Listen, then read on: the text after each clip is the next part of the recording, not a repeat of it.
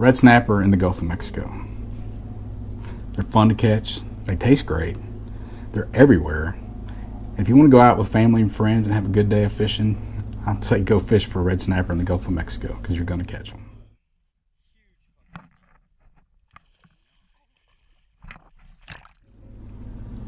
Unfortunately, red snapper along the Gulf of Mexico are fighting words. In my 20 years in the fisheries management career, from managing a fishery for the public to working on fisheries policy at both the state and federal level across the country, I have never seen a more divisive, controversial, poorly managed fishery than red snapper. Why is that? How can we have the healthiest, most abundant population of red snapper we've ever seen, yet have the shortest recreational seasons in history? It's because the federal management model often doesn't work for recreational anglers.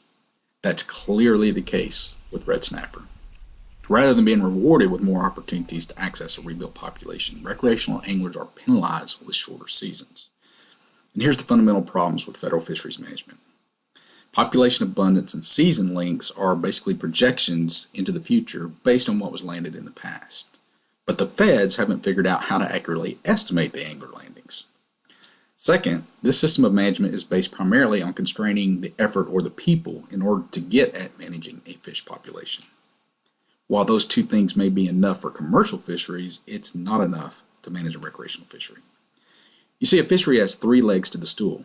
There's the people, the habitat, and the fish. All three are important, but while the federal system focuses primarily just on constraining people, state fisheries managers manage for all three. Frustrated with the wildly inaccurate federal estimates of angler harvest, all 5 Gulf states have developed their own systems that have proven much more reliable. This allows them to have longer state seasons because they can more accurately count the fish being landed. Second, states and recreational anglers have long recognized the better habitat equals more fish and more opportunities for anglers to access those fish. The state of Alabama alone has deployed more than 17,000 artificial reefs. Relative to the states, no fishery does very little for fish habitat. And finally, we have the fish. Rather than trying to predict what's going to happen with the population based on effort and landings from the previous year, the states actually look at the population in the ocean to see what's going on. This allows them to respond to changes much more quickly and accurately. The states account for all 3 legs of that management stool. That's why we support state-based fisheries management.